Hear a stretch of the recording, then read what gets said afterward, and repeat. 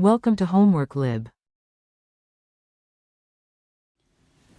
The height of a crab is modeled as h of t equals negative 5t squared plus 20, where t is the time in seconds after it's released. What is the initial height of the crab before being dropped? Well, that would be h of 0.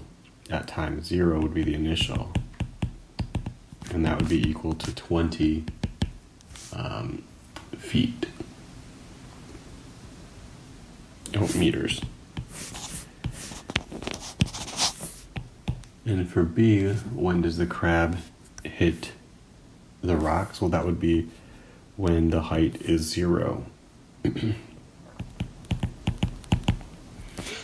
we can solve for t by subtracting 20 to both sides, dividing negative 5 to both sides,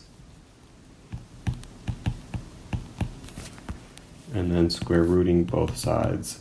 But the negative square root really wouldn't be applicable here because that would be negative time. But that would be when t equals 2 seconds, because 2 is the square root of 4.